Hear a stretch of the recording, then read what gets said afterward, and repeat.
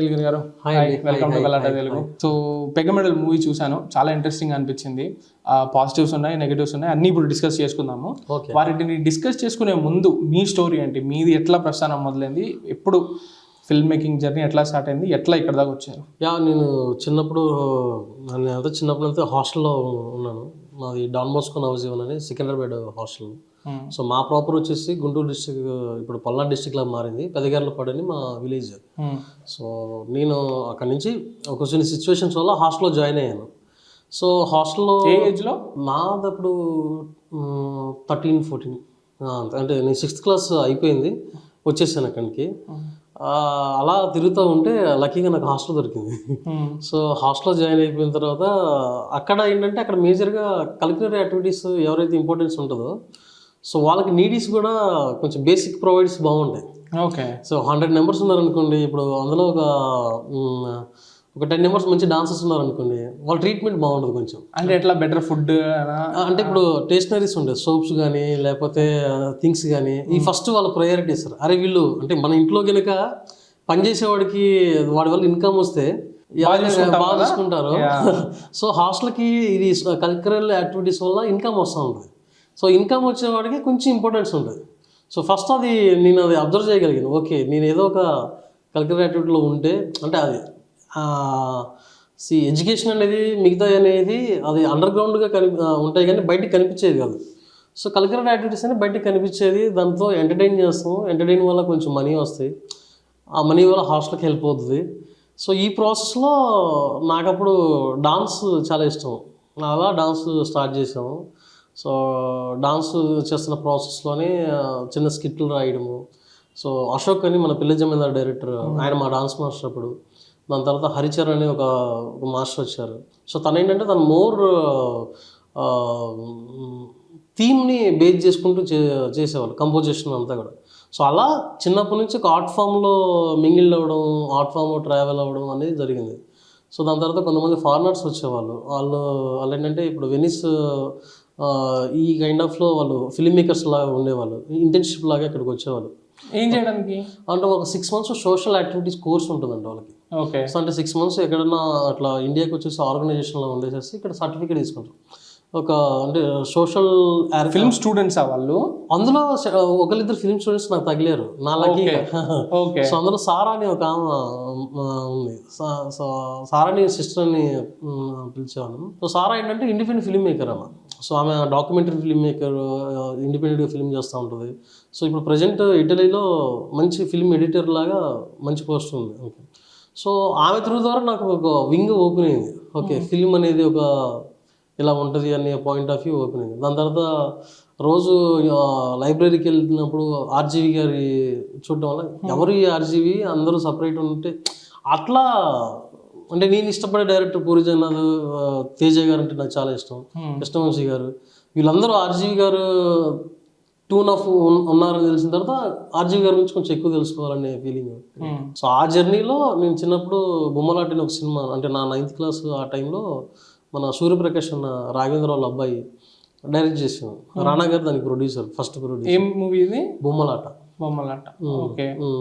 So అందులో add చేశాను. So దాని తర్వాత మా గురుగారు దీక్షిత్ మాస్టర్ అని ఆయన దగ్గర యాక్టింగ్ కోర్స్ చేశాను. అలా కంటిన్యూగా ఫిలిం బ్యాక్గ్రాఫ్లోనే నాదైతే బీకామ్ కంప్లీట్ అయిపోయింది. అంబేద్కర్ కాలేజ్ బీకామ్ ఇక్కడ మన బాగలింగంపల్లి దగ్గర. సో ఈ ప్రాసెస్లో అది చేస్తూనే ఇలా ఇండస్ట్రీలో రకరకాలుగా ట్రై చేశాను. అంటే మేజర్ నా strength writing.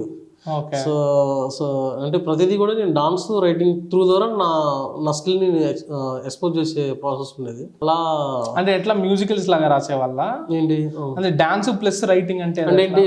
For example ballet kind of అనుకోండి. ఓకే, బ్యాలే కైండ్ ఆఫ్ అంటే ఇప్పుడు ఏదైనా ఒక థీమ్ ఉంది. సో ఫర్ ఎగ్జాంపుల్ ఇప్పుడు చైల్డ్ లేబర్ ఉంది అనుకోండి, చైల్డ్ లేబర్ సంబంధించిన ఒక చిన్న బ్యాలే కైండ్ ఆఫ్ లాగా డాన్స్ కంపోజ్ చేయడం, ఆ థీమ్ వచ్చేలాగా చేయడం, అలాంటి రెగ్యులర్ చేయడం, ఏదైనా కానీ ఆ సర్టన్ సిచ్యువేషన్కి ఏం కావాలి, ఏం చేస్తే ఆ వెన్యూకి, ఆ ప్రోగ్రామ్కి ఒక ఇంటెన్షన్ క్రియేట్ అయ్యింది అనేది ఫస్ట్ నుంచి అది అలవాటు అయింది. సో ఆ టోన్లో వచ్చింది. దాని తర్వాత చాలా వరకు ట్రావెల్ చేశాను, చాలా సినిమాలకి రైటర్ లాగా నా ఫ్రెండ్స్ వాళ్ళు వీళ్ళందరూ ఇట్లా కలిసి జరిగాయి. బట్ కొన్ని వర్కౌట్ అయ్యి కానీ కాలేదు. సో ఫైనల్గా నాకేంటంటే గాడ్స్ ఆఫ్ ధర్మపురి వెబ్ సిరీస్లో అనీష్ మా బాస్, మా డైరెక్టర్, సో అనీష్ గారి దగ్గర నేను జాయిన్ అయ్యాను Gods of Dharmapuri. One of the writer లాగా at the same time associate director లాగా వర్క్ చేశాను. ఓకే. దాని తర్వాత ఈ Pekamedalu film Gods of Dharmapuri అంటే అవును recent. That was the first set ఎక్స్పీరియన్సా? లేదు, ఉన్నాయి డైరెక్షన్ పరంగా ఉన్నాయి కానీ అవి ఎక్కడ కూడా ప్రాసెస్ ఎండింగ్ వరకు రాలేదు. ఓకే.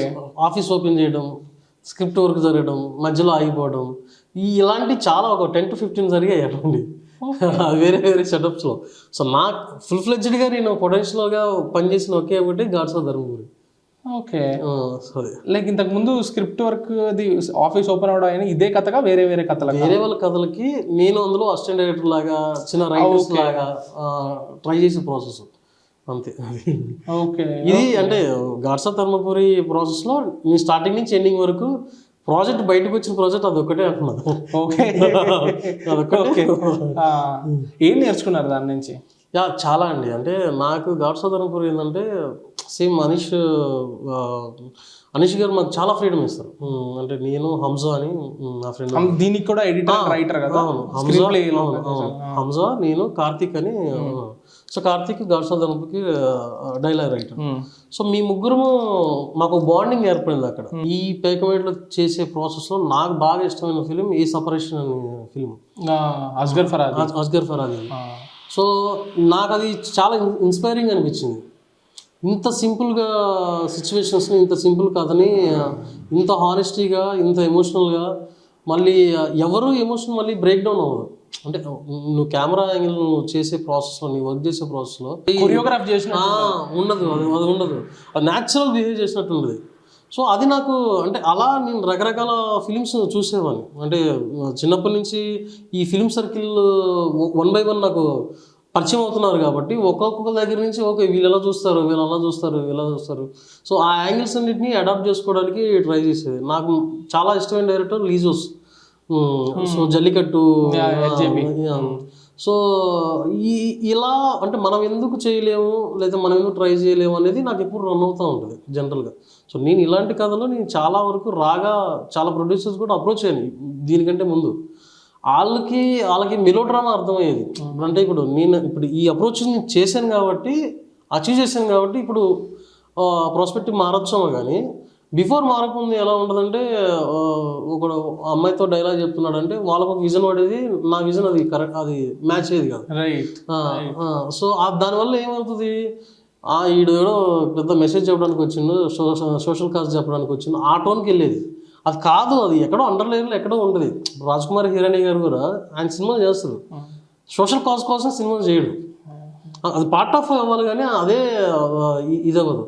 సో అలా నాకు రైటింగ్లో అలా ఇంక్లూడ్ చేసుకుంటూ అలా రాగా ట్రై చేసే ప్రాసెస్లో చాలా ఇన్స్పిరేషన్. మేజర్గా నేను బుక్స్ బాగా చదువుతాను, నాకు చాలా ఇష్టం బుక్స్ అంటే. నాకు కేశవరెడ్డి గారు అంటే చాలా బాగా ఇష్టం. అతని పుస్తకాలన్నీ బాగా చదువుతాను. రావిశాస్త్రి గారి, ఇట్లా బండి నారాయణ స్వామి అని చాలా సప్తభూమి అని రాశాను. సో అతనితో నేను ఇంటరాక్ట్ అవుతాను, ఫోన్ చేసి మాట్లాడటం కానీ, లేకపోతే నాకు ఈ రైటర్స్తో రూట్ లెవెల్ రైటర్స్ తోటి మాట్లాడటం నాకు చాలా ఇష్టం. వాళ్ళు ఏం మన నుంచి ఎక్స్పెక్ట్ చేయరు అసలు. అంటే నేను చాలామంది చూశాను, వాళ్ళ పనులు చేసుకుంటూ ఉంటారు. వాళ్ళు కమర్షియల్గా అసలు మనం అంటే ఒక ఫేమ్ ఎక్స్పెక్ట్ చేయరు, లేకపోతే మనీ ఎక్స్పెక్ట్ చేయరు, ఐడెంటిటీ ఎక్స్పెక్ట్ చేయరు. ఒక రైటర్ అయితే ఇట్లా పొలంలోకి వెళ్ళిపోతున్నాడు, పొలంలో పని చేసుకుంటున్నాడు, బయటకు వచ్చి రాసుకుంటున్నాడు. ఎంత బ్యూటిఫుల్ ప్రాసెస్. నాకు అది చాలా ఇష్టం. అది అంటే నీ పని నువ్వు చేసుకో, హంగామా చేయాల్సిన అవసరం లేదు. బట్ నువ్వు చేసుకునే దాన్ని నువ్వు నచ్చితే అది చాలా హ్యాపీ, అది రిఫ్లెక్ట్ అవుతుంది. సో ఈ ప్రాసెస్ బాగా ఎంజాయ్ చేసాను. ఈ పుస్తకాలు చదవడం అనేది ఎట్లా ఇన్ఫ్లుయెన్స్ చేసింది మీ రైటింగ్ని? చాలా అంటే చాలా ఇన్ఫ్లుయెన్స్ చేసింది. ఎందుకంటే బుక్స్ వల్ల నా పాయింట్ ఆఫ్ వ్యూ మారిపోయింది, నా ఐడియాలజీ మారిపోయింది. ఎందుకంటే ఇప్పుడు కేశవరెడ్డి గారి పుస్తకాలు చదివితే మీరు స్క్రీన్ ప్లే చదివినట్టే ఉంటుంది. ఒక 50 పేజీలు ఉంటాయి. అతడు అడవిని జయించారు, మునెమ్మ, చివరి గుడిస, పిల్లల గ్రోవికి పుస్తకాల పేర్లు నాకు తెలియదు. పుస్తకాల పేర్లు అవి. సో ఉంటాయి అది అవి ఎలా ఉంటాయి అంటే ఒక హీరో ఇంట్రొడక్షన్ ఎలా ఉంటుంది, ఒక పేజీలో పిట్ ఇక్కడి నుంచి అరుస్తుంది, నేచర్ ఇలా ఉంది, ఈడు ఇలా బయలుదేరాడు, వాడి మైండ్లో సో థాట్ ప్రాసెస్ రన్ అవుతుంది, బయట సిచ్యువేషన్ ఇలా ఉంది, దీన్ని ఎలా ఫేస్ చేస్తాడు, ఇదంతా ఇప్పుడు నువ్వు చదువుతున్నప్పుడు నీకు విజువలైజేషన్ పడుతూ ఉంటుంది కదా. సో అది చాలా ఇంపార్టెంట్ అనిపించింది నాకు. ఇప్పుడు మనం ఏదైతే చదువుతున్నామో, వింటున్నామో, చూస్తున్నామో, అంటే అచువిచ అంటారు. అంటే అచువిచ అంటే ఆచరించడము, చూడటము, చదవటము, వినడం, ఈ 4 ప్రాసెస్లోనే నాలెడ్జ్ గెయిన్ అవుతుందని. సో ఈ ప్రాసెస్లో ఏదైతే ఉందో నేను చెప్పేది మీకు కన్వే అవ్వట్లేదు అనుకోండి, అదే నాలో లోపం ఉండాలి, మీలో లోపం ఉండాలి, అది వెంటనే దాన్ని క్లియర్ చేసుకోవాలి. క్లియర్ చేసుకోకపోతే ఏమైందంటే నేను చూసే బొమ్మ నీకు అనిపిస్తుంది, మీరు అనుకున్నది నాకు అర్థం కాదు. సో నేను ఫస్ట్ నుంచి దాంట్లో నేను చాలా క్లియర్గా ఉండేది. సో అందుకే నేను ఆర్టిస్ట్కి కథ చెప్పినప్పుడు కూడా నా విజువల్స్, నా ట్రీట్మెంట్ ఇది, నా టోన్ ఇది అని చాలా డీటెయిల్గా ఎక్స్ప్లెయిన్ చేసి అప్పుడు ఓకే చేసుకున్నాను. ఓకే. అండ్ ఇంకా మీకు ఫేవరెట్ ఫిల్మ్ మేకర్స్ ఇన్ఫ్లుయెన్స్ చేసిన వాళ్ళంటే ఎవరు? మార్టిన్ స్కార్సెసే అంటే చాలా ఇష్టం. ఇప్పుడు రోమన్ పోలాన్స్కీ, ఇతను మ్యాడ్మెక్స్ డైరెక్టర్ జార్జ్ మిల్లర్. సో వీళ్ళే కాకుండా ఇప్పుడు వెస్ ఆండర్సన్, ఆయన స్టైల్ కంప్లీట్లీ మీరు చెప్పిన అస్గర్ ఫరాది కంప్లీట్లీ డిఫరెంట్ కదా, ఫుల్లీ కొరియోగ్రాఫ్. అవును. సో అదే ఇప్పుడు ఫిల్మ్ మేకింగ్లో చాలా ప్రాసెస్ ఉంటాయి. సో నేను ఎలా చూస్తానంటే జస్ట్ మీరు ఇందాక అన్నట్టుగా ఆడియన్స్ లాగా వెళ్ళిపోయి చూస్తాను, దాన్ని ఎంజాయ్ చేయడం ఫస్ట్ ప్రయారిటీలా పెట్టుకునేది. సో మన తెలుగు డైరెక్టర్లు నాకు చాలా మంది కూడా ఇన్స్పైరింగ్గా ఉన్నారు. నాకైతే సంగీతం శ్రీనివాస్ గారు చాలా ఇష్టం.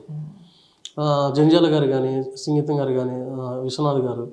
సో దాని తర్వాత దాసనారాయణ గారు అయితే అన్ని రకాలవి చేసేసారు. ఆయన ఈ జోనర్ ఆ జోనర్ అని అన్నీ చేసేసారు.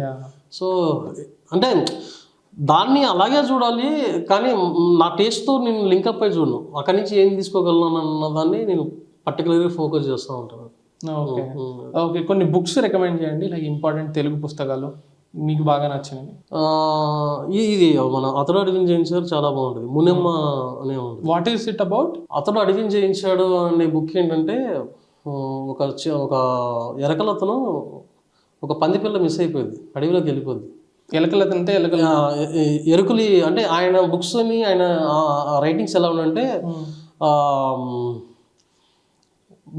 లోయర్ క్యాస్ట్ ఉంటుంది కదా, బాగా సప్రెషన్లో ఉండి అసలు బయట ప్రపంచానికి తెలియని క్యాస్ట్లో ఉన్న లైఫ్ని చాలా బ్యూటిఫుల్గా చెప్తాడు. సో అతడు అడిగిన చేయించాలో థీమ్ అదే, ఒక పంది పిల్లలు ఉంటాయి, అతను పందులు కాసుకునే ఒక ముసలాయన మనవాడిని అడవిలో పంపిస్తాడు ఒక పంది పిల్లలతోటి. అందులో చుక్క పంది అని ఒకటి ఉంటుంది, అంటే అది చాలా ఆ పందులలో ఒక మంచి ఉన్నది, అది మిస్ అయిపోయింది, అడవిలో మిస్ అయిపోతే ఈయన దాన్ని తీసుకురావడానికి వెళ్తాడు. ఓకే, బేసిక్గా అడ్వెంచర్ లాగా, సూపర్ అడ్వెంచర్ అది, ఇది మామూలుగా ఉన్నది. అది వెళ్తాడు, అక్కడ జరిగే సిచ్యువేషన్ చూపిస్తాడు, కుక్కలు ఎలా అటాక్ చేస్తున్నాయి, అక్కడ తోడేళ్ళు ఎలా చూస్తున్నాయి, పక్షి ఎలా అరుస్తుంది, ఈ పంది తల్లి పంది ఏంటంటే పిల్లల్ని కాపాడడానికి వస్తే ఈయన మీద కూడా అటాక్ చేస్తుంది. సో దాని మాతృత్వం గురించి చెప్తాడు, తల్లి ప్రేమ ఎలా ఉంటుంది అని. సో చివరికి ఆయన తీసుకొచ్చే ప్రాసెస్లో పంది పిల్లలు అన్నీ చనిపోతాయి, పంది చనిపోతే పంది పిల్లలు అన్నీ చనిపోతాయి. కానీ ఆయన చెప్పేది ఏంటంటే ప్రయత్నం ఆపొద్దు, మీరు చేసే వర్క్లో మీ ఆనెస్టీ ఆపొద్దు, మీ ప్రయత్నం ఆపొద్దు, మీరు ముందుకు వెళ్ళండి అన్న టోన్లో ఉంటాయి ఆయన కథలు, అలా ఉంటాయి. సో అది చాలా ఇష్టం. దాని తర్వాత ఇది మన రవిశాస్త్రి గారి బుక్స్లో కూడా 6 సారాయి కథలని కొన్ని ఉంటాయి. సో అది ఈ కైండ్ ఆఫ్ లైఫ్ గురించి చాలా ఎక్స్ప్లెయిన్ చేస్తాను. ఇంకొక కథ ఉంటుంది, శ్మశానం దున్నారని ఒక కథ ఉంటుంది. అంటే నీకు ఇచ్చిన ల్యాండ్ మీకుడున్న ఎవరో భూస్వామి, ఆ భూస్వామి తీసేసుకొని, అంటే మీకు ఒక శ్మశానం ఉంది మీ క్యాస్ట్ వాళ్ళకి అందరికీ, వాళ్ళ శ్మశానంలో అక్కడున్న యజమాని ఒక పొలంలాగా చేసేసుకొని మిమ్మల్ని పనుల్లాగా చేసేసి దున్నేసుకుంటాం. ఇట్లాంటి కథలు అంటే చాలా రూట్గా ఉండి ఆ రూట్లో చాలా సప్రెస్గా చెప్పేసే కథలు ఆయన రైటింగ్లో చాలా బాగా అనిపిస్తాం. ఓకే, ఇప్పుడు పేక మెడల్ సినిమా తీసుకోండి, మీరు చెప్పిన అస్గర్ ఫరాది ఇది కానివ్వండి, లైక్ మీరు ఇప్పుడు చెప్పిన ఈ పుస్తకాలు ఉన్నాయి కూడా దే ఆర్ వెరీ రియలిస్టిక్ కదా. అవునండి, చాలా realistic, life larger than life కాదు, లైఫే. Life okay. అండ్ ఇప్పుడు ఒక వాదన ఉంటుంది ఆడియన్స్ దగ్గర నుంచి, ప్రొడ్యూసర్స్ దగ్గర నుంచి కూడా, నేను సినిమా అనేది నేను 100 రూపాయలు లేకపోతే 200 పెట్టి వెళ్తుంటే నేను నా జీవితాన్ని మర్చిపోయి కొంచెంసేపు కాలక్షేపంగా, కొంచెంసేపు రియల్ వరల్డ్ లో నాకున్న కష్టాలను మర్చిపోయి అది నాకు రిలీఫ్ ఇవ్వాలని, కానీ మీరు మళ్ళీ దాంట్లో నాకు ఇదే రియాలిటీ, ఏ కష్టాలు చూపిస్తే నేను ఎందుకు వెళ్ళాలనే ఒక ఆర్గ్యుమెంట్, కౌంటర్ ఆర్గ్యుమెంట్ ఉంటుంది కదా. How do you look at that? Art అనేది జస్ట్ ఎస్కేపిజమా? ఆర్ట్ అనేది రియాలిటీని కూడా రిఫ్లెక్ట్ చేయాలి, బట్ ఈ ఆర్గ్యుమెంట్ కూడా ఉంది కదా, సినిమా అంటే పాపులర్ మీడియం, దాన్ని మీరు ఎట్లా అప్రోచ్ చేస్తున్నారు? ఇప్పుడు అది తప్పు కాదు, ఇది తప్పు కాదు. ఇప్పుడు టేస్ట్ ఆఫ్ పీపుల్స్. రాజమౌళి గారు సినిమా చేసినా అది రియలిస్టిక్గా లేదని వాదించే వాళ్ళు కొంతమంది ఉంటారు. చెప్తున్నా జనరల్గా. ఇప్పుడు వెట్రివరణ్ గారు సినిమా చేస్తే రాజమౌళిలాగా ఇప్పుడు ఎందుకు మీరు గ్రాండ్గా ఎందుకు చేయరు, ఎందుకు ఈ కష్టాలు, ఎందుకు మాకు రియల్ లైఫ్ అంటారు. బట్ దానికి ఉన్నారు, దీనికి ఉన్నారు కదా ఆడియన్స్. సో చూసేవాడిని బట్టి ఉండదు, కానీ తీసేవాడిని బట్టి అయితే ఏముండదు. ఓకే. తీసేవాడికి వాడికి నచ్చింది తీస్తున్నారు. ఇప్పుడు మీరు ఇంటర్వ్యూ చేస్తున్నారు, మీకు నచ్చబట్టి మీరు చేస్తున్నారు. మీకు నచ్చకుండా మీరు 10 మంది ఒపీనియన్ తీసుకొని నేను ఎలిగిన ఎలా అడగాలని మీరు రారు కదా. సో అది గట్ ఫీలింగ్ ఉండాలండి. First of all gut feeling ఉండాలి, ఆడియన్స్కి ఉండాలి, యాక్సెప్టెన్సీ ఉండాలి. నేను రియాలిటీ సినిమాలు తీస్తాను, నేను ఫ్యాంటసీ సినిమాలు కూడా తీస్తాను, నేను గ్రాండ్గా లేకపోతే రొమాంటిక్ సినిమాలు ఏదైనా చేయను, నేను అది కూడా చేస్తాను. బట్ ఈ సబ్జెక్ట్కి నేను ఇలా చెప్పదలుచుకుంటున్నాను, ఈ సబ్జెక్ట్కి ఇది మ్యాచ్ అవుతుంది. ఇప్పుడు మనం కర్రీ చేసేటప్పుడు ఏమేమి ఇంగ్రీడియంట్స్ చేస్తే అది ఎలా వస్తుందో మనకు తెలుసు. అది అలా కాకుండా దాన్ని గ్రాండీగా కనిపించాలని నేను ఎక్కువ కారం తల్లి లేకపోతే లుక్ తీసుకురావాలంటే మ్యాచ్ అవ్వదు కదా. సో నా ఫీలింగ్ అదొకటి ఉంది. రెండోది ఏంటంటే, రియలిస్టిక్ ఫిలింలో కూడా నీ గ్రాండ్గా చూపించిన సినిమాలు చాలా ఉన్నాయి. ఇప్పుడు నాకున్న బడ్జెట్కి, నాకున్న సిచ్యువేషన్స్కి, నాకున్న సర్కమ్స్టాన్సెస్కి నేను తీసుకున్న స్టెప్ పేకమేళ అనేది నా రియలిస్టిక్. సో ఎందుకంటే నా ప్రొడ్యూసర్ కూడా దాన్ని కోఆపరేట్ చేశాడు. ఇది కూడా హైపర్ రియలిస్టిక్ ఏం కాదు, దీంట్లో కూడా సాంగ్స్ ఉన్నాయి, అస్గర్ ఫరాది సాంగ్ కాదు, కొంచెం జనాలకు నచ్చేటట్టే దిగేటట్టే ఉంది. అది కూడా ఎందుకంటే నేను అది అలా చెప్తేనే జనాలకు నచ్చుతుంది. సో నేను మళ్ళీ అంటే నేను అవార్డు కోసం తీయలేదు. ఫస్ట్ ఆఫ్ ఆల్ ఇది ఫెస్టివల్ కోసం, అవార్డు కోసం తీస్తే అసలు ఈ జోన్కి వెళ్ళేవాను కాదు. సో థియేటర్ కూడా రిలీజ్ అయ్యేది కాదు. సో దీని నుంచి కొంచెం పెంచుకోవడం వెళ్తాడు. ఇప్పుడు వెట్రివరణ్ చేస్తున్నారు, పారంజిత్ గారు చేస్తున్నారు, లీజోస్ చేస్తున్నారు, చాలామంది ఇప్పుడు అలా ఫాలో అవుతున్నారు. మనం ఎందుకు ఫాలో అవుద్ది అనేది నా ఐడియా. ఇప్పుడు వేణుగుడుగుల డైరెక్టర్ ఉన్నారు. సో ఆయన అంటేనే కూడా నాకు ఇష్టం. ఆయన మొన్న 2 సినిమాలు చేసింది కూడా కొంచెం ఆ రియలిస్టిక్ స్పేస్ నుంచి అందులో ఉంటానే కొంచెం బెటర్ వరల్డ్తో చెప్పడానికి ట్రై చేసే ప్రాసెస్లో ఉంది. సో అలా చాలామంది చేస్తున్నారు. అంటే దాని గ్రాండ్నెస్ పెంచుకుంటూ పోయే ప్రాసెస్లో మీకు ఆ రియలిజం అనేది అర్థమవుతుంది. అట్ ద సేమ్ టైమ్ వాళ్ళు ఏదైతే ఎక్స్పెక్ట్ చేస్తున్నారో అది ఇందులో కూడా ఉంది అంటున్నాను, ఆ ఇంగ్రీడియంట్ ఇందులో కూడా ఉంది అంటున్నాను. ఓకే. ఇప్పుడు పేక మెడల్కి వస్తే దాంట్లో ఒక క్యారెక్టర్ వచ్చేసి చాలా హీనమైన మనిషి. అవునండి. ఓకే, హీనం నీచం ఏమన్నా అన్నది. అలాంటి వాళ్ళని మీరు చూసారా సార్? చాలామంది చూసారు. ఈ కథ స్టార్ట్ అవడానికి నీ 10th క్లాస్లో షార్ట్ ఫిల్మ్ చేద్దాం రాసుకున్నాను. సో బోయిగూడ అని మా ఏరియా సికింద్రాబాద్, మా స్కూల్ అక్కడే. ఆ పక్కనే మేము ఈ కట్లీస్ గప్చుపులు చేస్తారు కదా, ఐడియా ఉందా? పానీపూరి హోల్స్. లేడీస్, ఒక మార్వాడి లేడీస్ అక్కడ ఒక 2-3 హౌసెస్ ఉండేవి. వాళ్ళ ఇంట్లో చేస్తూ ఉన్నారు. ఒక విజువల్ నాకు చాలా ఇంపాక్ట్ క్రియేట్ చేసింది. అదేంటంటే ఆమె ఏదో చేస్తుంది, మేము రోజు అక్క అని పిలుచుకుంటూ ఉంటాం. ఒక చాప మీద వాళ్ళ హస్బెండ్ పనుకొని లుంగి కట్టుకుని సేమ్ అనుషలాగే ఉంటుంది. నేను అందుకే ఆ క్యారెక్టర్ అలా ఫిక్స్ అయ్యి పెట్టుకున్నాను.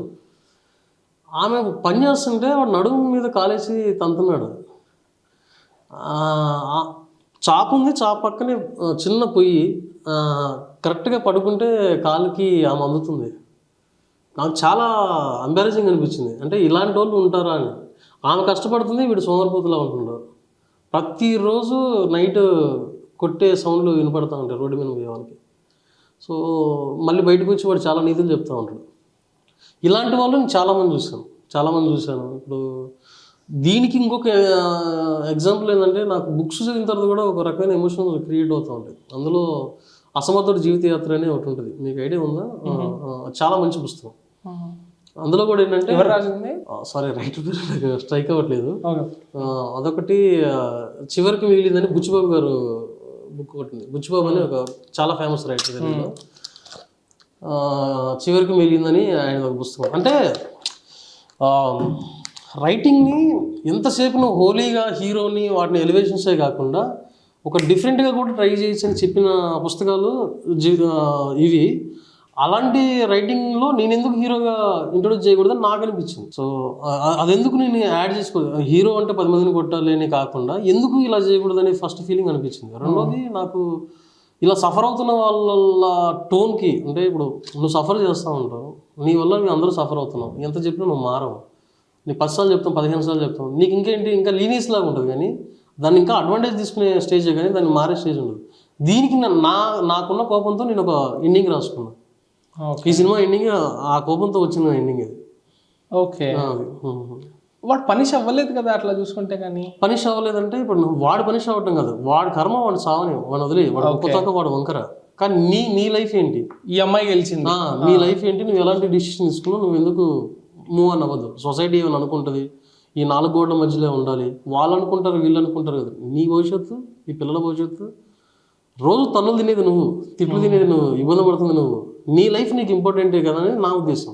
బట్ నా ఇంకొక డౌట్, లైక్ సేమ్ తినకు కూడా వాడు టాక్సిక్ అని తెలుసు కదా, ప్రాపర్ టాక్సిక్ రిలేషన్షిప్పే కదా, ఆవిడెందుకు అన్ని రోజులు భరించింది? అలాంటి వాళ్ళని కూడా నేను అదే అన్నాను. ఇప్పుడు ఒక స్టెప్ తీసుకోవడానికి, ఒక మనిషికి బిగ్గర్ స్టెప్ తీసుకోవడానికి ఒక ప్రాసెస్ ఉంటుంది. విత్ ఇన్ సెకండ్స్లో మనం తీసుకోలేము. ఇప్పుడు నేను ఏమన్నంటే, నేను ఒక ఫిల్మ్ మేకర్ అవ్వడానికి నేను డైరెక్టర్ని అవ్వలేను కదా. సో నీ డైరెక్టర్ అవ్వడానికి నేను చాలా స్ట్రగుల్ పడాల్సి వచ్చింది. అంటే సో చాలా సైకలాజికల్గా ఉంటుంది, సొసైటీ పరంగా ఉంటుంది, ఫైనాన్షియల్గా ఉంటుంది. ఆ డేర్నెస్ రావడానికి నైట్ అండ్ నైట్ ఓవర్కమ్ చేయం కదా. అదే ప్రాసెస్ అన్నాను. ఇప్పుడు ఆ అమ్మాయి ఒక చిన్న పల్లెటూరు నుంచి వచ్చిన అమ్మాయి. సో వాడికి, ఆ అమ్మాయికి వాడు సాఫ్ట్వేర్ అని చెప్పిండు, అది ఇదని చెప్పిండు. సరే వీడికి స్కిల్స్ ఉన్నాయి, మారుతాడని ఒక ఆశ, మారట్లేదు, ఇంకా ట్రై చేస్తుంది, మారట్లేదు. సరే ఫ్యామిలీ ఉందనుకుని ఊరికి వెళ్ళింది. ఎంతున్నా సొంత, ఒకసారి తల్లిగారి నుంచి బయటకు వచ్చిన తర్వాత సొంత ఫ్యామిలీ అవ్వలేదు. అంటే ఉన్నా కానీ అంత బాండింగ్ నీకంటూ నీకు మనం సిటీలో కూర్చుని అర్బన్ లో మనం అనొచ్చు, బట్ ఆ మైండ్ సెట్ వేరే ఉంటుంది. సో ఈ స్టేజెస్కి, అంటే ఒక మనిషికి ఫుల్ కాన్ఫిడెంట్ వచ్చేసి తన వ్యూ తను 100% చూడడానికి ఒక టైం డ్యూరేషన్ ఉంటుంది. ఆ డ్యూరేషన్లో ఇలా రిక్వెస్ట్ చేసుకోవడాలు, ఫైట్ చేయడాలు, గందరగోళం చేయడాలు, తన కన్ఫ్యూజ్ అవ్వడాలు, ఒక హోప్ క్రియేట్ చేసుకోవడం, ఇదంతా జర్నీలో ఫైనల్ ఒక డెసిషన్ తీసుకున్నాను. సో అందుకని ఆ క్యారెక్టర్కి అలా ఆర్క్ రాసుకున్నాను. ఇక్కడ నాకు మూవీ చూస్తున్నప్పుడు నాకు కొంచెం కన్ఫ్యూజన్ వచ్చింది అనమాట. ఇది ఎవరి సైడ్ తీసుకుంటుంది ఈ మూవీ అనేది నాకు ప్రాబ్లమ్. అది నేను చెప్తా. 2 things. ఫస్ట్ థింగ్ వచ్చేసి వెన్ లక్ష్మణ్ వాడి యదవ పనులు అన్నీ చేసేటప్పుడు లైక్ ఒక ఫన్నీ బ్యాక్గ్రౌండ్ మ్యూజిక్ లాంటిది ఒకటి వస్తుంది కదా, లచ్చన్న, అది వచ్చినప్పుడు వీడు చేసేది యదవ పని, దాన్ని ఎందుకు గ్లోరిఫై అనే మాట నేను అనను, గ్లోరిఫై రొమాంటిసైజ్ అట్లా అని నేను అనను. బట్ వాడు చేసే యదవ పనికి ఇప్పుడు బీజిఎం వేస్తే ఇట్స్ బికమింగ్ ఎంటర్టైనింగ్ కదా. Entertainment okay, maybe it is adding that factor, but వాడు చేసే పని ఎగ్జాక్ట్గా ఇది తప్పు అని ఆ బీజిఎం వల్ల నాకు అనిపించలేదు. లేదు నేను అంటే అది ఎంటర్టైన్మెంట్ పాయింట్ ఆఫ్ వ్యూలోనే నేను ప్లాన్ చేసుకున్నాను మీరు అన్నట్టుగానే, ఎంటర్టైన్మెంట్ కోసం. ఎందుకంటే ఇప్పుడు నేను డైరెక్ట్గా వాడు ఎదవని చెప్పే ప్రాసెస్ నేను ముందే పెడితే క్లైమాక్స్ ఏం అది. ఇప్పుడు క్లైమాక్స్లో నేను వాడికి వెనకాల బ్యాక్గ్రౌండ్ వేయలేదు, మీరు అబ్జర్వ్ చేస్తే దాన్ని వాడిని గ్లోరిఫై చేయలేదు. ఇది లాస్ట్ 40 minutes ప్రాసెస్లో నేను ముందు ఎందుకు వేసానంటే వీడి చేష్టాలు ఎలా ఉంటాయి, వీడి బిహేవియర్ ఎలా ఉంటుంది ఈ అన్నది దాన్ని సీరియస్గా చెప్పకుండా ఫన్ వేలో చెప్పాలని నా ఉద్దేశం. నేను దీన్ని ఫెస్టివల్ చేసి ఉంటే నేను ఈ మ్యూజిక్ వేసేవాని కాదు. సో ఆ టోన్లో ట్రీటేజ్ చేసేవాని కాదు. సో నేను వెళ్తుంది మన ఆడియన్స్ కాబట్టి, సో వీళ్ళకి ఈ ఫన్ వేలో కొంచెం కన్వే చేసుకుంటూ చెప్తే వెళ్తే నా రైటింగ్ ఏంటంటే దీన్ని నేను ఇన్స్పైర్ అయిన రైటింగ్ ప్రాసెస్ రాజ్కుమార్ హిరాణి గారి ప్రాసెస్ నేను ఇన్స్పైర్ అయ్యాను.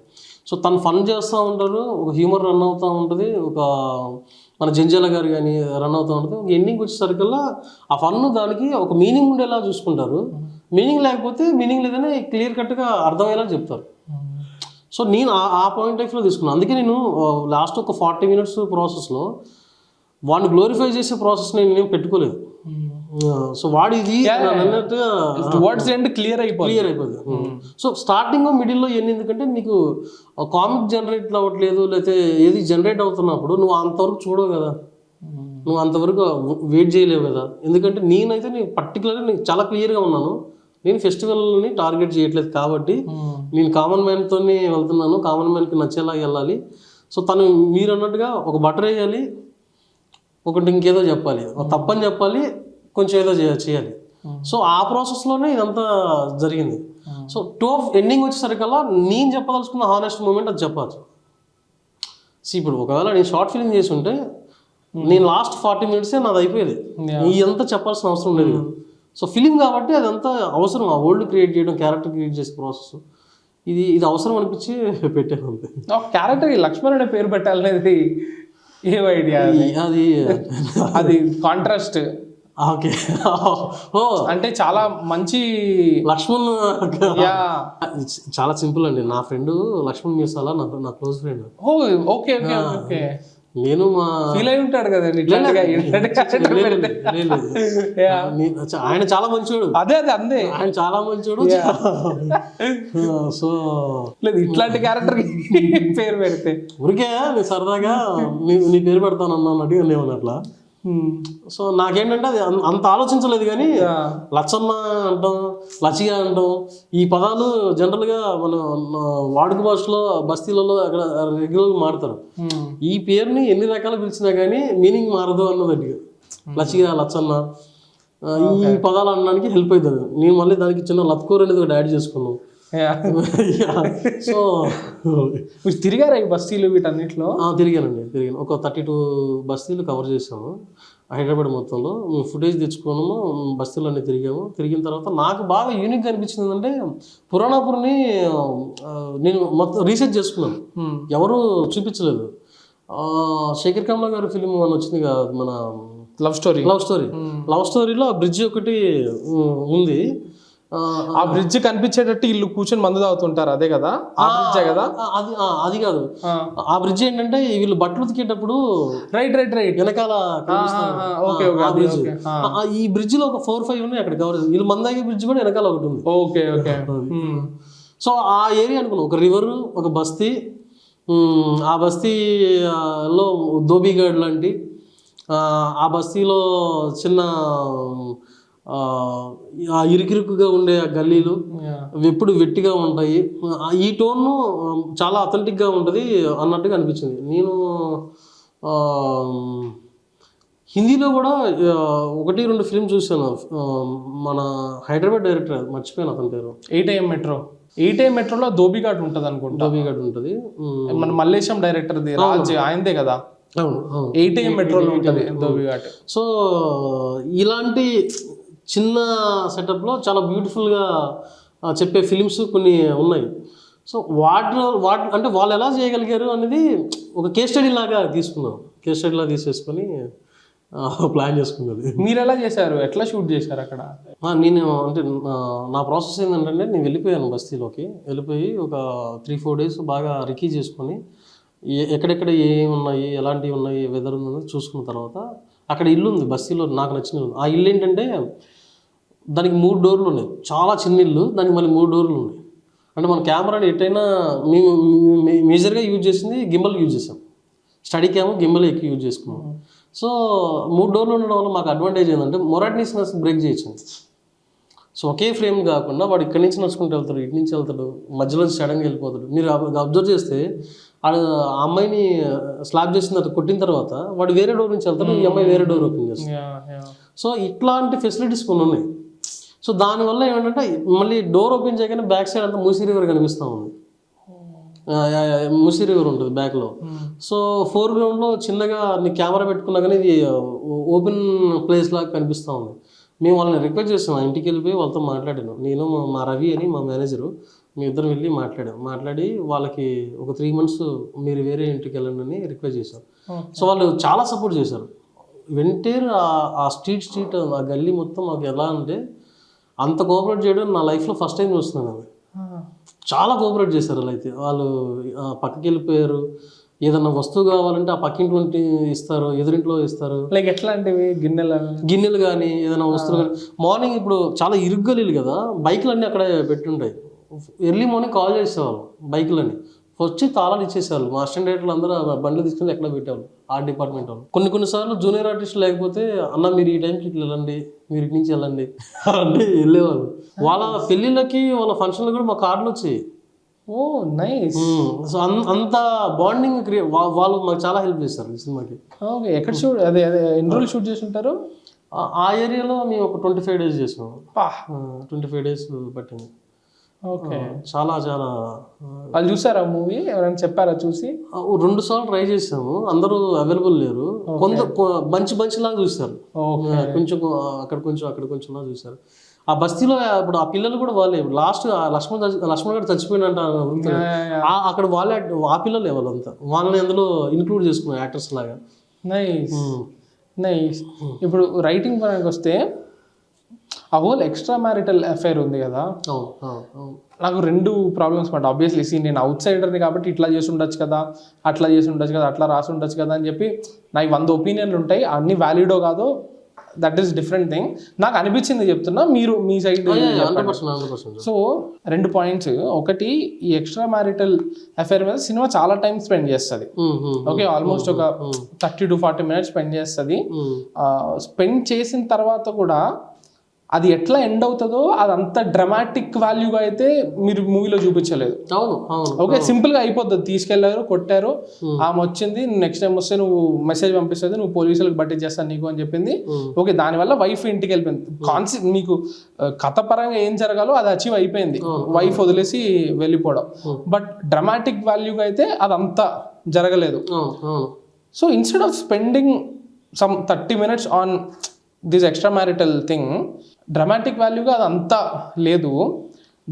దీని మీద ఒక 30-40 minutes స్పెండ్ చేసే బదులు లాస్ట్లో ఆ అమ్మాయి గెలిచింది కదా, ఆ అమ్మాయి ఓకే వీడి నుంచి బయటకు వచ్చేసి షీ సక్సీడెడ్ ఇన్ లైఫ్, దాన్ని టక్కని చూపించేశారు కదా. దాని బదులు లైక్ మేబీ కొంచెం how did she restart, how did she వెంట అంటూ దాని మీద స్పెండ్ చేసి ఉండొచ్చు కదా నాకు అనిపించింది. లైక్ బికాస్ అప్పుడు తన జర్నీ కూడా చాలా గొప్పగా అనిపించుంటుంది కదా. It would have become a true success story కదా. బికాస్ ఆమె ఇంత పెద్ద టాక్సిసిటీని వదిలిపెట్టి బయటికి వచ్చి తన లైఫ్లో ముందుకి జరిగింది అంటే, సో దీని మీద స్పెండ్ చేసే బదులు అది కొంచెం దాని మీద ఇన్వెస్ట్ చేసి ఉండొచ్చు కదా అంటే నాకు అనిపించింది. మీదేంటి? నేనేమంటే ఫస్ట్ పాయింట్ ఈ 30 minutes గురించి. 30 minutesలో నేను ఆ ట్రాక్ ఏదైతే పెట్టుకున్నానో అక్కడ డ్రామాటిక్ చేయకపోవడానికి రీజన్ ఏంటంటే, సో నేను మల్టిపుల్ థింగ్స్ పెట్టచ్చు. ఇప్పుడు ఏదంటే వాడు ఎదవాని చెప్పడానికి చాలా చాలా పెట్టచ్చు. ఆల్రెడీ ఉన్నాయి. ఇప్పుడు ఇంట్లో దొంగతనం చేస్తున్నాడు, సో ఈ 30 minutesలో నేను అది పెట్టాను అనుకోండి, మీకు బోర్ వచ్చేస్తుంది ఫస్ట్ ఆఫ్ ఆల్. ఎందుకంటే వీడు అది చేస్తున్నాడు, వీడు ఇది చేస్తున్నాడు, వీడు అది చేస్తున్నాడు అని. నేను అట్లాగా 30 minutes ఎక్స్ట్రా మ్యారిటల్ అఫైర్ మీద స్పెండ్ చేశారు కదా, అది ఆ అమ్మాయి స్టోరీ మీద టువర్డ్స్ ది ఎండ్ ఇంకొంచెం స్పెండ్ చేసి ఉండొచ్చు కదా. నేను అదే అంటున్నానండి. ఇప్పుడు ఆ అమ్మాయిది ఇప్పుడు ఏదైతే ఒక ఫైనల్ ఫైట్ సీక్వెన్స్ జరిగిందో దాని తర్వాత నేను ఎక్కువ డ్రాగ్ చేయదలుచుకోలేదు. అదే దాని తర్వాత ఎక్కువ డ్రాగ్ చేయదలుచుకోలేదు. ఎందుకంటే ఇప్పుడు నువ్వు మారేవో అని చెప్తే సరిపోద్ది, నువ్వు ఎలా మారావో, నువ్వు ఎందుకు మారావో నేను అది చెప్పాను అనుకో, అది సెకండ్ స్టోరీ లాగా అయింది. రైటింగ్ పరంగా అది సెకండ్ స్టోరీ లాగా అవుతుంది. సో నువ్వు మారావు, నీకు ఒక రియలైజేషన్ వచ్చింది, నువ్వు ఫైట్ చేసావు, నువ్వు మారావు. నేను ఈ 30 minutesలో పెట్టే ప్రాసెస్లో కూడా నేను ఆమె సపరేషన్ నేను చూపించాను. ఇప్పుడు వీడు అఫైర్ పెట్టుకుంటున్నాడు, ఆమె చీట్ చేస్తున్నాడు, ఆమె బిలీవ్ చేస్తుంది. ఇప్పుడు ఫర్ ఎగ్జాంపుల్ సాంగ్లో ఆమెకి కిస్ కావాలని ఆమె కిస్ పెడుతుంది. ఏమి ఇక్కడ పిల్లోడి గురించి సఫర్ అవుతా ఉంటే వాడు చార్జ్ చేసుకుంటూ చేస్తా ఉంటాడు. సో నేను ఎక్కడ కూడా ఆ క్యారెక్టర్ని వదలలేదు, హీరోయిన్ క్యారెక్టర్ని వదలలేదు. సో నేను ఆమె ఎలా ఇండైరెక్ట్గా సఫర్ అవుతుంది, ఇండైరెక్ట్గా ఆమె ఎలా విక్టిమ్ అవుతుంది అన్నదని నేను ఈ క్యారెక్టర్ త్రూ ద్వారా చెప్పాలని ఉద్దేశంతో అందులో పెట్టుకున్నాను. సో ఒక్కసారి నేను కనుక అది పెట్టుకోకపోతే మీకు ఫైనల్గా ఆ అమ్మాయి ఏడ్చుకుంటూ వచ్చేసి దీనికోసమేనా నువ్వు రాత్రి ఖర్చులు అది అంటున్నావు, అది అంటున్నావు, నీ ఈ ఒక్క దరిద్రమే లేదనుకుంటాను ఏడ్చుకుంటూ మాట్లాడాను. ఆ పేఎఫ్ అంతా మిస్ అయిపోయింది. నేను అఫేర్ చూపించడంతో పాటు అఫేర్ వల్ల సఫర్ అవుతున్నది, అఫేర్ని బేస్ చేసుకొని ఎంజాయ్ చేస్తున్నది, సడన్గా ఊసరి వెళ్ళలాగా వీడు ఎలా మారిపోయాడు అన్నది ఈ ఇంటర్లైన్ అంతా రైటింగ్లో నేను యాడ్ చేసుకున్నాను ఆ 30 minutes ప్రాసెస్. ఇంకొకటి దాన్ని ఎక్కువ డ్రామా చేయకపోవడానికి రీజన్ ఏంటంటే కథ నా కథ అఫైర్ కథ కాదు. సో ఆమెని సాఫ్ట్గా ఎండ్ చేయడమే నేను పెట్టుకున్నది. ఎందుకంటే వచ్చింది ఏదో ఫైర్తో వచ్చింది, మొగుడుతో హస్బెండ్తో ఏదో చిన్న డిస్టర్బెన్స్ వల్ల వచ్చింది, ఎలా వచ్చిందో అలా వెళ్ళిపోయింది అన్నదే ఆ క్యారెక్టర్ అనేది కథలో పార్ట్ అవ్వాలి కానీ కథ ఆ క్యారెక్టర్ అవ్వదు. రైట్. సో నేను దాన్ని పెట్టుకున్నాను. కథ ఏంటి వీళ్ళిద్దరి కథ. సో అమ్మాయి వెళ్ళిపోయిన తర్వాత ఇమీడియట్గా ఈ అమ్మాయి హీరోయిన్ ఊరికి వెళ్ళిపోయింది. సో నేను ట్రాక్ మిస్ అవ్వకుండా నా ట్రాక్లో నేను వెళ్ళిపోయాను. సో అదొకటి మేజర్ అనుకుంది. ఒక్కసారి ఆమె కర్రీ పాయింట్ పెట్టి ఆమె సక్సెస్ అవుతుందన్న తర్వాత ఇంకా చెప్పడానికి ఏం లేదు, అదంతా విజువలైజేషన్గా మీరు ఊహించుకుంటారండి. అదే ఇంకా ఆ ఉద్దేశంతో రైటింగ్ పెట్టుకుంది. ఓకే. నాకు ఈ పర్ఫార్మెన్సెస్ పిచ్చగా నచ్చినాయి. లైక్ ఫర్ ఇన్స్టెన్స్ ఆమె వాడిని పిలిచి లైక్ కూర ఉప్పు చూడు అంటే ముక్క తీసుకుని తిని నైట్కి తుడుస్తాడు, అట్లాంటి చిన్న డీటెయిల్స్ అవన్నీ ఎట్లా కమ్యూనికేట్ చేసి ఎట్లా ఎక్స్ట్రాక్ట్ చేస్తాడు. బేసిక్గా వీళ్ళిద్దరికి తెలుగు రాదు. మేము ఒక 3 months తెలుగు క్లాసెస్లో పెట్టుకున్నాం. సో తెలుగు నేర్పించుకునే ప్రాసెస్లో ఈ ప్రాసెస్లో మన సినిమాలు కంచరిపాలెం, ఉమామహేశ్వరం, ఇప్పుడు దాన్ని ఏమంటారు మణిరత్నం గారి సినిమా మర్చిపోయా, సిమ్రన్ మాధవ్ స్టార్టింగ్ రేవతి గారు ఉంటారు, మౌనరాగం. సో ఈ ఫిలిమ్స్ కొన్ని చూపించే ప్రాసెస్ పెట్టుకుని దాని తర్వాత ఫస్ట్ స్టేజింగ్ ఎలా చేసుకోవాలి నేను ఫాలో అయ్యేదంటే ఫస్ట్ మీ మదర్ లాంగ్వేజ్లో మీరు ఎమోషన్ అవ్వండి. ఆమెమో కన్నడలో సీన్ చెప్పిద్ది, మనోడు తమిళ్లో చెప్తాడు, నేను తెలుగులో దానికి ఆన్సర్ చెప్తా ఉన్నాను. అలా రిహార్సల్ చేసేవాళ్ళం. దాని తర్వాత ఏంటంటే ఆన్సెట్కి వెళ్ళిపోయేవాళ్ళం. ఆన్సెట్కి ఒక షూట్కి ఒక 15 రోజుల ముందు ఆన్సెట్లో టైం స్పెండ్ చేయడం స్టార్ట్ చేసాం. సో నేను చేసిన టాస్క్ ఆన్సెట్ అంటే లొకేషన్కి షూట్ లేకుండా లొకేషన్కి వెళ్ళిపోయి ఒక హ్యాండీ క్యామ్ లాంటిది ఒక చిన్న మన 5D క్యామ్ పెట్టేసేసుకొని ఫస్ట్ వాళ్ళకి అలవాటు అవ్వాలి. అది నేను మనోరాగంలో మణిరత్నం గారు రేవతి గారితో చేయించిందంట, అది నాకు గుర్తుంది. అంజలిలో కూడా చేయించారు. ఏంటి ఏ వస్తువు ఎక్కడ పెడతావు, నీకు ఉప్పు డబ్బా తీయాలనుకో కిచెన్ నీది సెట్ చేసుకో, నీకు ఎక్కడ డబ్బులు నువ్వు ఇంట్లో రెగ్యులర్గా చిల్లర దొంగతనం చేసేవాడు, నీకు ఎక్కడ ఉంటే నువ్వు చెక్ చేసుకో. సో ఇదంతా కూడా ఒక స్టేజింగ్కి వాళ్ళ లోపలికి ఆ వరల్డ్లోకి, అంటే మనకి సడన్గా ఒక హౌస్ చూసామనుకోండి, చిన్న ఇల్లు లాగా ఒక ఫీలింగ్ వస్తుంది. సైకలాజికల్గా ఒక 15 days 10 days స్పెండ్ చేస్తే నీకు ఆ ఫీలింగ్ పోతుంది. సో అది ఫస్ట్ అలవాటు అవ్వాలి.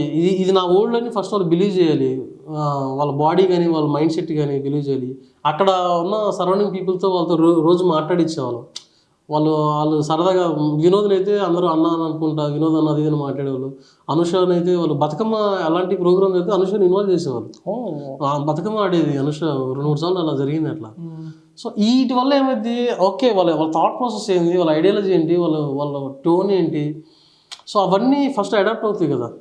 సో దాని తర్వాత మనం ఇంకేం చేయాల్సిన అవసరం లేదు, జస్ట్ వాళ్ళు ప్రిపేర్ చేసి వదిలేస్తే సరిపోయింది. వాడు రిడీమ్ అవ్వకూడదు అనేది మీరు స్క్రిప్ట్ ఫస్ట్ నుంచే ఉన్నిందా, వాడిని రిడీమ్ చేయకూడదు అని? ఫస్ట్ నుంచి ఫస్ట్ రాసిందే అదొక ఫస్ట్. అయితే ఆడు మారపోతే నువ్వెందుకు ఇక్కడ సఫర్ అవ్వాలి అంటే, నేను చాలా లైఫ్లో కూడా ఇలా చూశాను. వాడు మారడు, వీళ్ళు అలాగే ఉంటారు, వాడు మారడు, వీళ్ళు అలాగే ఉంటారు. అది కంటిన్యూ ప్రాసెస్. అది దానివల్ల నాకు ఏదో చెప్పాలన్న ఉద్దేశంతో అలా చేశాను. అది ఓకే. పేగమెంటల్ టైటిల్ ఎలా వచ్చింది? సో యాక్చువల్లీ చాలా మీనింగ్ఫుల్ టైటిల్, కథకి perfect. How did you end up with the title? Title అంటే నీ కొంచెం టైటిల్స్ ఒక వర్డ్లో చెప్పలేకపోవడం నాకు కొంచెం అది వీక్. అది కార్తీక్ అని మా డైలాగ్ రైటర్, మేము డైలాగ్ వర్షన్ కోసం తిరుపతి వెళ్ళాం. సో డైలాగ్స్ అన్నీ అయిపోయాయి, రాసుకున్న ప్రాసెస్లో దీనికి పేకమేడ్లని అతను టైటిల్ పెట్టేసింది. సో దాన్ని బ్రేక్ డౌన్ చేయడానికి చాలా ట్రై చేశాను. అంటే నేను ఇంతకంటే బెటర్గా వస్తుందా, ఇంతకంటే మంచి ఆప్షన్ దొరికిద్దని చూసాం. బట్ నాకు అది 100% కరెక్ట్ అనిపించింది. సో మనోడికి వెళ్తుంది ఆ క్రెడిట్. అండ్ ఈ కథను పట్టుకుని వేరే ప్రొడ్యూసర్స్ దగ్గరికి ఇది ఫస్ట్ ప్రొడ్యూసర్, ఫస్ట్ కథ నరేషన్ ఫస్ట్లో ఓకే అయిపోయింది. వెరీ లక్కీ, చాలా లక్కీ. అంటే ఇన్ఫ్యాక్ట్ రాకేష్ లాంటి వాళ్ళు యాక్సెప్ట్ చేయకపోతే రాదు బయటకు, అసలు రాదు. ఎందుకంటే నాకు ఫస్ట్ ప్రొడ్యూసర్ నా లక్కీ రైట్ ప్రొడ్యూసర్ దొరికింది. సో అది నేను చాలా లక్కీ అది ఆ విషయంలో. ఎందుకంటే సో నేను చెప్తున్నా ఇప్పుడు మీతో ఎలా అయితే నేను డిస్కస్ చేస్తున్నానో నాకు మనోడితో అంత ర్యాప్ ఉండదు రాకేష్తో. అంటే ఒక ఫిల్మ్ మేకర్ లాగా ఆలోచిస్తారు, తను ఒక ప్రొడ్యూసర్ లాగా నేను డబ్బులు పెడుతున్నాను అన్న టోన్కి వెళ్ళడు ఎక్కువ. సో ఇప్పుడు మనం ఎలా అయితే ఇప్పుడు ఏ సపరేషన్ గురించి మాట్లాడుకున్నాం, వెస్ ఆండర్సన్ గురించి మాట్లాడుతున్నాం. సో ఇట్లా ఫిలిం మేకింగ్ గురించి, వాళ్ళ టేకింగ్ గురించి, వాళ్ళ అప్రిషియేషన్ గురించి, వీటి గురించి మేము ఎక్కువ డిస్కస్ చేసుకుంటా ఉన్నాం. సో ఆ మైండ్ సెట్ ఉంది కాబట్టి మాకు ఈజీగా అసలు ఎక్కువ ఆర్గ్యూ లేకుండా ఈజీగా స్మూత్గా వెళ్ళిపోయింది అంత. Super super. నెక్స్ట్ ఎటువంటి సినిమాలు తీయాలనుకుంటున్నారు? అది కొన్ని సబ్జెక్టులు రాస్తున్నాను, అంటే ఈ జోనర్ ఆ జోనర్ అట్లేం ఉండదు. బట్ మేజర్గా నాకేంటంటే ఫస్ట్ నేను ఎంజాయ్ చేయాలి అన్నదే టోన్ ఉంటుంది. రైటింగ్ జరుగుతున్నాయి, 2-3 అనుకుంటున్నాను, డిఫరెంట్ జోనర్స్. చూడాలి అసలు ఎట్లా. అండ్ మీ రైటింగ్ అనేది మీరు రియాలిటీలో చూసి వాటి నుండి ఇన్స్పైర్ అయ్యేదేనా, లేకపోతే అట్లేం కాదు ప్రాపర్? ఎలా ఉండదు అంటే ఒక్కొక్కటి ఒకటిలాగా ఉంటుంది. ఓకే. సో ఈ కథకి ఇది ఇన్స్పైర్ అయింది కాబట్టి ఏదైతే హంటింగ్ చేస్తుందో దాన్ని ఎక్కువ పట్టుకొని వెళ్ళాలని ఉండదు. మనకు హంటింగ్ చేయని దాన్ని మనం ఫోర్స్ చేస్తే అది ట్రూగా ఇప్పుడు బయటికి రాదు. సో అది బాగా బిలీవ్ చేస్తుంది. సౌండ్ గురించి చెప్పండి. సో ఇది ఫిలింలో మనకి జల్లికట్టు, ఈమాయు, అంగమాల డైరీస్ అయితే చేశారు. అంటే నా హ్యాపీ ఫీలింగ్ ఏంటంటే నేను ఇష్టపడ్డ లీజోస్ టీం నాకు పనిచేయడం నాకు చాలా హ్యాపీగా ఉంది. సో రంగనాథ్ రవి గారు సౌండ్ డిజైనరు. సో తను ఇక్కడికి వచ్చిండు, హైదరాబాద్ వచ్చి మొత్తం బూమ్ రాడ్స్ అన్నీ తీసుకెళ్ళి సౌండ్ రికార్డ్స్ అని చేసేసుకున్నారు. కనన్ గణపతి గారు ఫైనల్ మిక్సింగ్ చేశారు. సో వాళ్ళు యాడ్ అవ్వడం వల్ల ఏంటంటే నాకు రియలిస్టిక్ అనేది ఇప్పుడు నాకు చాలా కొత్త, అంటే నేను అచీవ్ చేయగలుగుతానా లేదని ఒక భయం కూడా ఉండేది. సో ఆల్రెడీ అచీవ్ చేసిన వాళ్ళు 2 ఉన్నారు టీంలో. సో వాళ్ళు ఆల్మోస్ట్ ఈ రియలిస్టిక్ ఫిలింని చాలా గ్రాండ్గా చేయగలిగేవాళ్ళు. సో వాళ్ళు ఉండడం వల్ల ఏంటంటే నాకు కొంచెం కాన్ఫిడెంట్ పెరిగింది. ఇంకొకటి వాళ్ళు చాలా గ్రౌండ్ అండి, చాలా గ్రౌండ్. వాళ్ళు ఎలా అంటే ఇప్పుడు మనతో వర్క్ చేస్తున్న ప్రాసెస్లో నాకు చాలా అగ్రెసివ్గా నేను పాయింట్ రాసుకున్నాను. నాకు ఇక్కడ ఈ సౌండ్, ఆ సౌండ్, ఈ సౌండ్ టకటకా చెప్తా ఉండేవాడు.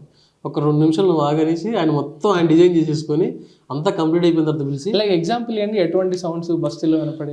ఫర్ ఎగ్జాంపుల్ ఇప్పుడు బస్తీలో ఇప్పుడు బ్యాక్గ్రౌండ్లో ఇప్పుడు ఎక్కడో డప్పుల సౌండ్ వినిపిస్తూ ఉంటాయి. మీరు ఫస్ట్ వాళ్ళు సిట్టింగ్ వేసినప్పుడు బ్రిడ్జ్ మీద ఒక డప్పులు వెళ్తూ ఉంటాయి, బ్యాండ్ సౌండ్ లాంటిది ఒకటి వెళ్తూ ఉంటుంది.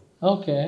సో అలాంటివి ఆ పక్కింటి అమ్మాయి మాట్లాడుతూ ఉంటుంది, వెనకాల ఏదో ఒక రోడ్డు మీద వెళ్తున్నట్టు ఉంటుంది, ఏదో ఐస్ క్రీమ్ బండి వెళ్తున్న సౌండ్ వస్తూ ఉంటుంది.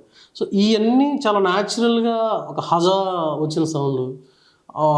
మూసీ రివర్ పక్కనే కాబట్టి చాలా లోలో ఆ వాటర్ వెళ్తున్న లేయర్ ఉంటుందా? లేయర్ ఉన్నది, ఏమి ఉన్నాయి. Okay okay. అంటే థియేటర్లో కొన్ని అది క్లారిటీగా కొన్ని థియేటర్స్ వల్ల తెలియట్లేదు అది, బట్ అంత డీటెయిలింగ్ లేయర్స్ అనేది వాళ్ళు యాడ్ చేయగలిగారు. సో ఇప్పుడు ఫర్ ఎగ్జాంపుల్ ఇప్పుడు మనం స్లాబ్ చేసినప్పుడు కానీ లేకపోతే ఇంకొక మూమెంట్స్లో కానీ ఇప్పుడు ఫైనల్ ఫైట్ ఏదైతే ఉందో ఇప్పుడు ఆడ కొట్టేటప్పుడు సౌండ్స్ వస్తూ ఉండేది. అందులో ఏదన్నా సినిమాటిక్ సౌండ్ వస్తే డిస్కనెక్ట్ అయిపోతారు. ఇప్పుడు వాడు కొడుతున్నాడు, ఈ అమ్మాయి ఆ చాట తీసుకొని ఏదో కొడుతుంది, ఆ సౌండింగ్ కొంచెం మిస్ఫైర్ అయిందనుకోండి, అదేదో వాంటెడ్గా ఏదో చేసినట్టు గందరగోళం క్రియేట్ అయింది కానీ అది ఇంపాక్ట్ క్రియేట్ అవ్వదు. సో ఇలా వాళ్ళు యాడ్ అవ్వడం చాలా హెల్ప్ అయింది. సో దాని తగ్గట్టు స్మరణ కూడా అండర్స్టాండింగ్ వచ్చింది. స్మరణ ఏంటి, ఈ సినిమాకి మ్యూజిక్ ఎంత కావాలో అంతేగాని దీన్ని మ్యూజిక్ని గ్లోరిఫైగా పెట్టద్దని ఫస్ట్ డిసిషన్ అతనే తీసుకున్నాడు. సో తను ఆ డిసిషన్ తీసుకుని చాలా హెల్ప్ అయింది. ఇంకొక మేజర్ హెల్ప్ ఏంటంటే మాకు స్క్రిప్ట్లో లేని ఎలిమెంట్ ఒకటి యాడ్ అయింది, అది లాస్ట్ అమ్మాయి సాంగ్ యాడ్ అయింది. ఓకే. అది స్క్రిప్ట్లో లేదు అది. Okay okay. అది ఫస్ట్ నుంచి స్మరణ ఏంటంటే స్మరణకి వరలక్ష్మి క్యారెక్టర్ చాలా బాగా నచ్చింది. వరలక్ష్మి కోసం ఏదో చేయాలి, ఏదో ఉంది అన్నట్టుగా ఏదో ఆలోచిస్తూ ఉండు. ఫైనల్గా మేము ఎడిట్ అంతా అయిపోయిన తర్వాత చాలామంది చూపించాము వాళ్ళ ఫీడ్బ్యాక్ కోసం. ఆ ఫీడ్బ్యాక్లో ఇంకా ఏదో చేయాలి, ఇక్కడ ఏదో మిస్ అవుతుందంటే కర్రీ పాయింట్ షూట్ చేసాం.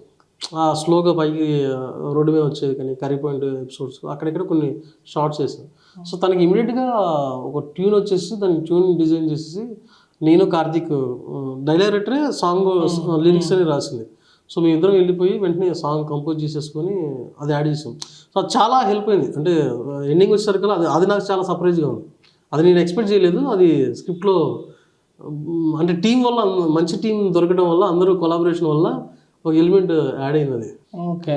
అండ్ ఇప్పుడు మీరు ఇందాక ఇప్పుడు లాస్ట్ డొమెస్టిక్ వైలెన్స్ గురించి మాట్లాడతాం, నాకు విషయం కూడా వచ్చింది.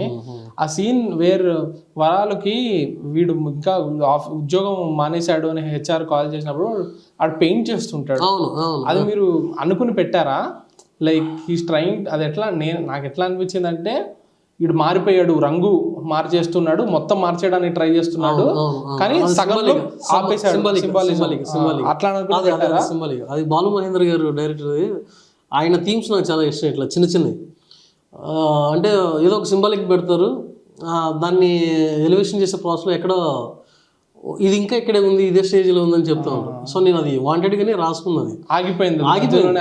ఆ ప్రోగ్రెస్ ఏదైతే ఉందో ఈడు గోడకు పెయింటింగ్ చేసినట్టే ఆ ప్రోగ్రెస్ కూడా హాఫ్ లాగే ఆగిపోయింది అన్న థీమ్ అది పెట్టేలా పెట్టు. ఓకే. అండ్ నాకు ఇంకొకటి, గోడకు ఒక మేక్ ఉంటుంది. అవును, మేకు. నేను ఆ మేక్ చేసి లాస్ట్ లో ఫైట్ జరిగేటప్పుడు నేను భయపడుతూ ఉన్నా. దానికి వెళ్ళి ఎవరు అంటే సడన్ గా సీరియస్ అయిపోయింది సినిమా, డార్క్ అయిపోయి. తమిళ సినిమాలో అంటే ఇట్లాంటి జరుగుతుంటాయి. సినిమా మేక్ దగ్గర చచ్చిపోతాడు. నేను నిజంగా అనుకున్నా ఇద్దరులో ఎవరో ఒకరు ఇప్పుడు మేక్ దగ్గర చచ్చిపోతారేమో అని యాంగ్జైటీతో చూస్తాం. మీరు అది ఎప్పుడు ఇంటెంట్ చేయలేదా, అది ఆ మేక్ షాట్ చూపించడానికి వెనకాల? లేదు అస్సలు. అంటే విజువల్ గా అది కనిపిస్తుంది, మీరు చెప్పిన థాట్ అసలు రాలేదు. ఎందుకంటే అక్కడ ఈ వైలెన్స్ లో నేను అది పెట్టానంటే ఫస్ట్ మన ఆడియన్స్ సో అందుకని ఆ జోన్కి వెళ్ళలేదు. ఓకే. నేనైతే భయపడుతూ చూసా, ఇంకా తలుపు తీసినప్పుడు సరే ఎవరు చచ్చిపోరలే అనుకున్నా. Super sir. Thank you.